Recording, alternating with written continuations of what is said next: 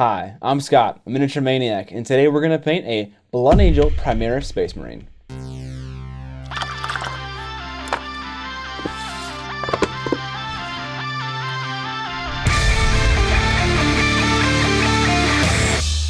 What up, mini family? This video will be another installment in the Eavy Metal Marines series. If you're unfamiliar with the Eavy Metal Marines series is all about, it's a series wherein I try to duplicate the box art of Games Workshop stuff. It's called Eavy Metal Marines because the studio that's responsible for painting Games Workshop's box art is called Eavy Metal. Make sense? Good. If you're curious as to the finer details of what makes up Eavy Metal's style, what makes it distinctive, make sure to check out the first video in this series where I describe it. But without further ado, let's get some paint on this mini. Well, maybe not painting just yet, since we need to assemble the miniature first. I start by clipping away the large pieces of flash with some clippers. I then use a flexible sanding stick to remove the mold lines on rounded surfaces. I like the flexible sanding sticks for surfaces like the shoulder pad because the sanding stick conforms to the shape of the shoulder pad while still removing the mold line. On flatter surfaces, I like to use an X-Acto knife. X-Acto knives can be preferable to sanding sticks because they leave a much smoother finish and require no cleanup after the mold line removal.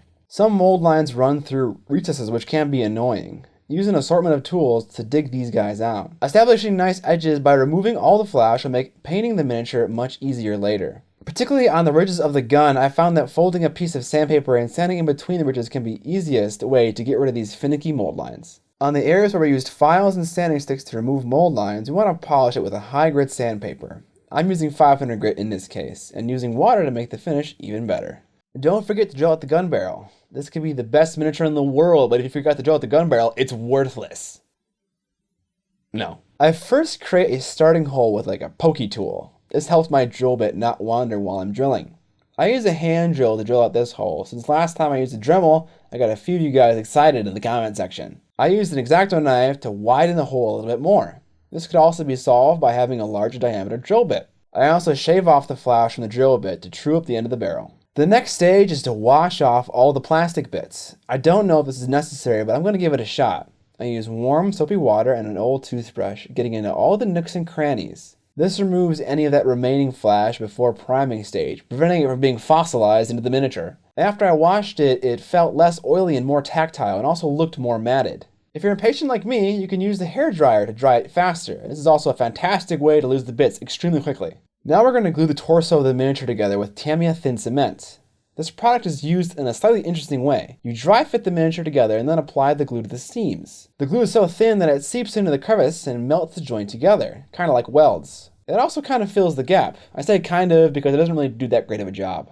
I'm engaging super try-hard mode with this miniature, washing the bits and now painting this miniature in like 30 different pieces. I'm going to use a small amount of super glue and pin each of these separate bits to pieces of cork and wood to make them easier to hold so I can paint it in sub-assemblies. I use a small amount of super glue so I can easily remove them later. This particular Marine has a pretty bad gap running along his rib cage. Going with the try-hard theme, we're going to try to fill this gap with Milliput Superfine. This is a 2-part epoxy putty that is water-soluble and also sands really nicely. We'll mix the two halves together, likely creating 10 times more than we'll ever need, and get the smallest piece we can get and massage it into the gap. Since this is water-soluble, if we make a mess, we can wash away a lot of it that we don't need. We can also mix water with the Milliput to make kind of like a Milliput slurry and then paint that into the gap. Alternatively, you can use it thicker and smooth out the gap with color shapers like I do here. This stuff kind of takes a while to dry, so take your dogs on a walk or eat some homemade tacos, eat some homemade chips, and the gap of this size should be sufficiently dry. The larger the piece of Milliput, the longer you have to wait. You can wait 24 hours if you're worried. Milliput is also sandable as previously mentioned, so after it's dried we'll sand the gap. It's hard to tell just by looking at it if we did a good enough job with the gap filling, so I run a tool along the gap to see if I can feel if there's a gap there still. And I don't really, so now we can get on to priming. So far, there's been more Hispanic food in this painting tutorial than actual painting, so let's fix that. But first, a word from whatever sponsor YouTube decides to give me. We're priming this guy with Badger's Black Style and Rest Primer from the AIRBRUSH. You can use whatever black primer you prefer, an airbrush is not necessary. We'll also use the airbrush to apply my fist in red. Again, a paintbrush is sufficient to apply this paint. I demonstrate this on my Death Guard video. I'm just lazy and I got figs to paint and vids to make. Depending on the dilution of your paint, in order to get an opaque layer of Mephiston in red, you'll need at least 2 to 4 layers of paint. I also wore a glove this time to please my internet overlords, and I friggin' hate rubber gloves. The next thing we'll do is paint all the black leather parts and also all the parts that will eventually be silver. We're simply base coating Abaddon black. If you need help with base coating with a brush, check out my base coating video.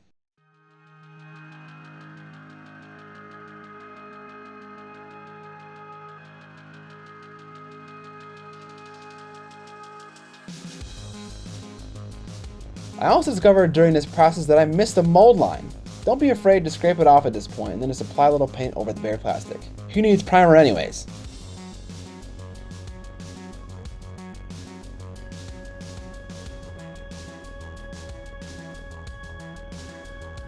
Next, we'll do some panel lining. We'll mix 3 parts Abaddon black to 1 part Mephiston red to create a dark red color. In my previous videos, I don't think I've gone dark enough with my panel lining color, so in this video I mixed a large amount of black in it to darken it down quite a bit. It contributes separation of details and makes all its armor plates pop out.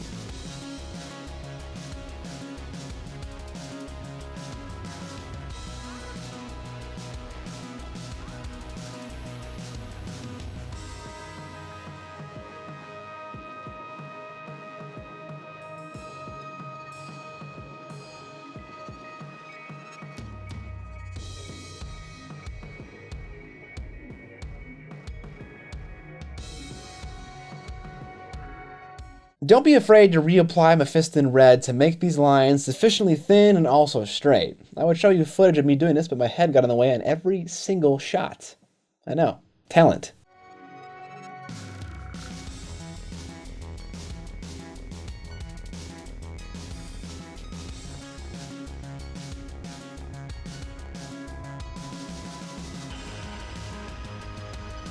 After the panel lining, we'll start our journey of edge highlighting. We'll start with Evil Sun Scarlet. If you need help with edge highlighting, check out my video on the subject. One thing I want to reiterate from the video is that you shouldn't be afraid to go back with Mephiston red to thin up some of your edge highlights. Sometimes I go back and forth between 2 colors 3 or 4 times before I get a result that is thin and straight. For both the panel lining and all edge highlighting, I use a size 1 brush from Broken Toad. Broken Toad's brushes are very thin and quite long, making them ideal for this technique. This particular edge highlight is subtle, and I make the line a little thicker than I'm able. I don't go as thin as humanly possible.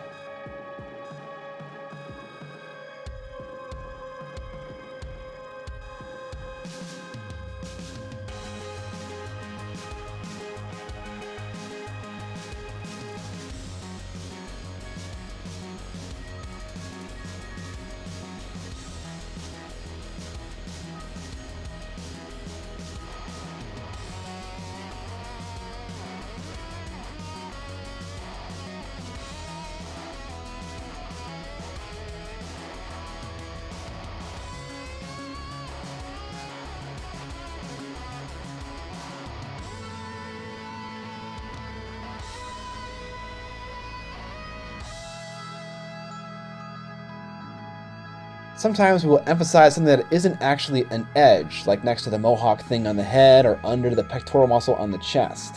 I just examined the box art to make decisions on where this is appropriate.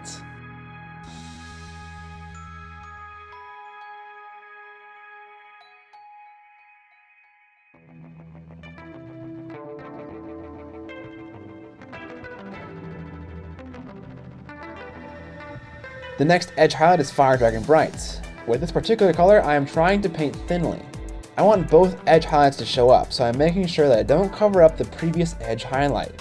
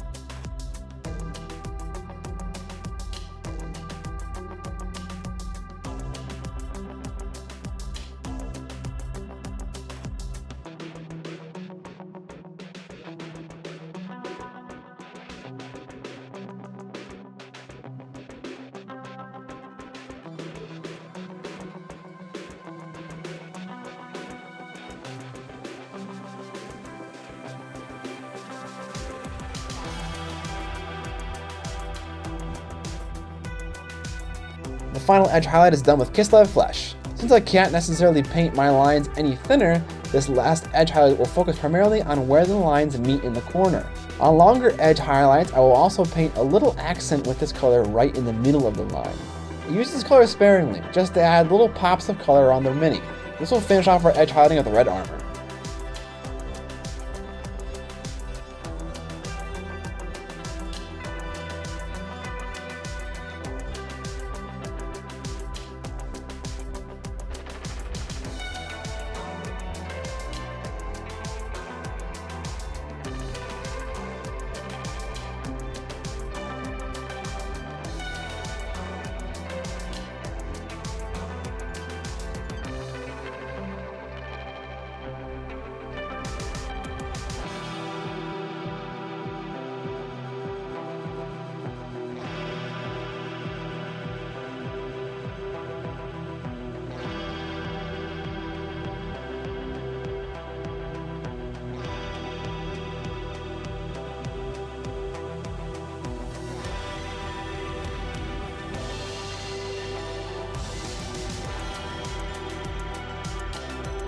The next stage will be edge highlighting the black leather and armor bits. We'll start with Etch and Gray. I decided that I wanted only one of the leather casings on his back to be black, to change up the color a bit.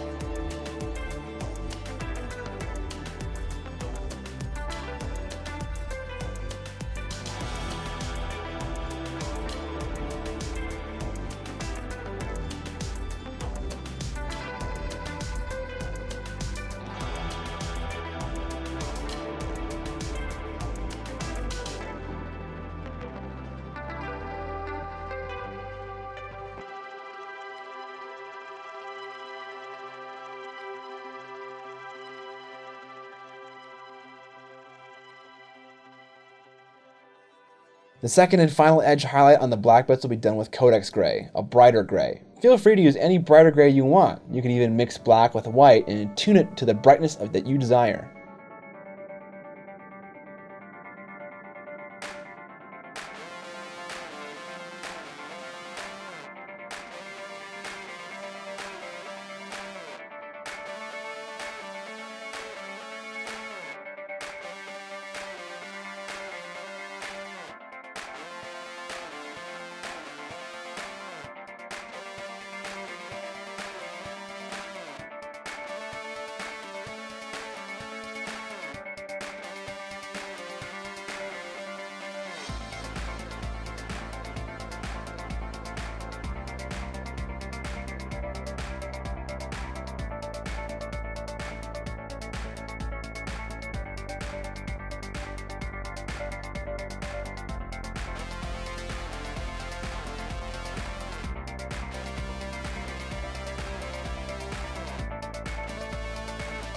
Next, we'll work on the metallic bits. We'll start with the base coat of Iron Breaker.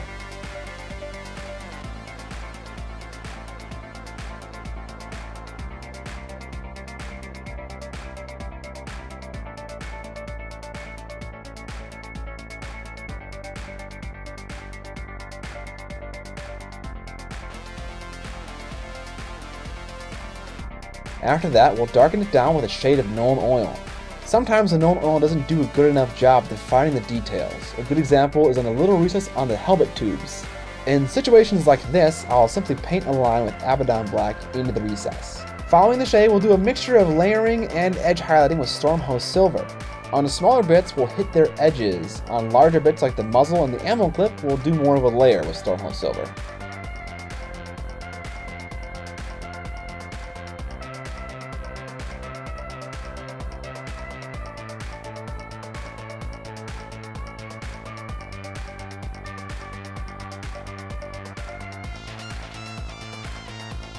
After the metallic bits, we'll move on to doing the eyes. We'll start by base coating with Dark Angel's Green.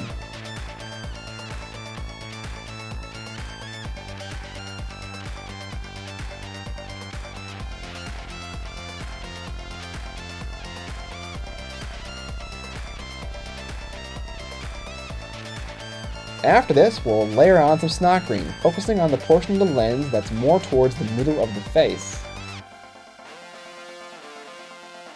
After that, we'll do another layer of scorpion green. Finally, we'll do a dot of white, 2 per lens, 1 on each the left and the right side of the lens. If at any point I'm using a paint that is not part of the current Games Workshop range, feel free to look at the conversion chart in the description of this video to find an equivalent paint that is currently being sold by Games Workshop. Next, we'll work on the brown leather elements. The box art paints these black, but I wanted some variety. I start with the base coat of Scourge Brown. After this, I do a single edge highlight of 1:1 Xandri Dust and Scourge Brown and call it done. The final thing we'll do is paint the purity seal. We'll start by base coating the parchment with Deneb Stone. We'll also base coat the wax seal with a 2:1 mixture of Warlock Purple and Mephiston Red. After that, we'll wash the parchment with Griffon Sepia.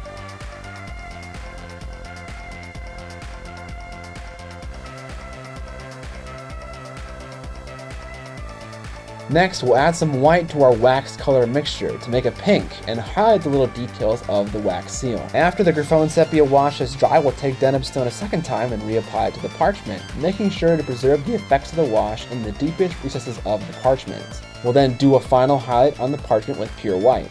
We'll also do some unreadable scribbling with some black on the parchment. Finally, we'll add some free-handed blood drops on the knee pad and the backpack to cement that Blood Angel look. Now we'll work on the base. I use actual dirt and adhere it to the base with super glue and set it with quick set. I'll leave some spots for a Grelin Earth later. Again, if you're impatient like me, you can accelerate the drying of a Grelin Earth with a hair dryer. I then sealed it all down with scenic glue. You can find recipes for scenic glue in the description below. Next, we'll base coat the whole base in dark flesh. After that, we'll shade the base with Army Painter Strong Tone. Any brown wash works here. After that dries, we'll mix 1:1 dark flesh and Xandri Dust and dry brush it on. After that, we'll do a pure Xandri Dust dry brush. The base is done being painted at this point, and now we'll assemble our miniature with super glue and plot out the location for the pins with an electric green color in the base so it's easy to see. We'll then drill the hole with the Dremel, and now we can super glue the mini to the base with the pin. Finally, since I can't resist, we'll add some Burning Sands and Terracotta Earth pigments from a secret weapon, applying it sparsely and blowing away the excess to give the miniature a nice, realistic look. And with that, our Blood Angel Primaris Space Marine is complete. But before we see the final shots, let's see our hero in action. I based this paint scheme on the Blood Angel Tactical Marines, so we'll evaluate the success of the attempt with that miniature. I think I did a pretty good job trying to emulate the box art for Blood Angel Tactical Marines. One thing that's wrong, I can tell, is that the red they used for the base coat is a much brighter red than Mephiston, so I'll need to adjust that. Of course, after painting the miniature, I discovered that there was a Blood Angel Primaris version done up by Eavy Metal, and it looks somewhat different. And by different, I mean blue knee pads different. I should do better research when making these videos. Enough about Space Marines though, let's check out a mini person's model. Home, Drive, Google Drive, YouTube, ooh, ooh. We're gonna look at Luke Falkner. Luke Falkner is a commission painter for a company called Elric's Hobby, a company that we reviewed last week, in fact, and he's painted a lot of stuff for Elric. So let's check out a few things. Let's check out the Lord Celestant on the Star Drake. Some pretty sweet conversions using some chaos bits for the head to give it more of a bearded, wintry look. I freaking love that. And it's painted in mostly blues to give it also kind of more of a cold vibe, and that white cape kind of fits that theme in the snow on the base as well. Let's check out Gerantius. Oh, big old knight dude with a, and the free-handed Gerantius on the chest. That's pretty friggin' dope. Like I mentioned, Luke is a commission painter for a company called Elric's Hobbies. If you want to get something commissioned by Luke, make sure to check out the description below for more information. If you want to see pictures of some of your own miniatures at the end of one of my videos, make sure to check out the community highlight link in the description of this video. Now that you know how to paint Blood Angels like Eavy Metal, go forth and paint an entire army like this. 7 years. No, don't do that. You'll lose all motivation to paint and you will live in misery for the next 7 years of your life. So if you wanted to see me painting this miniature live, I also stream every single weekday on Twitch from 5 a.m. CST to 7 a.m. CST. I realize this is a little bit early for most Americans, but if you're in Europe, that's kind of right around lunchtime, so if you want to tune in, you can see me painting stuff like this for videos or just stuff for my own personal hobby. If you like the channel and want to support it, I sell t-shirts and stickers on my Redbubble account. If you like the video, make sure to give it a thumbs up. subscribe or die, and most importantly, don't forget to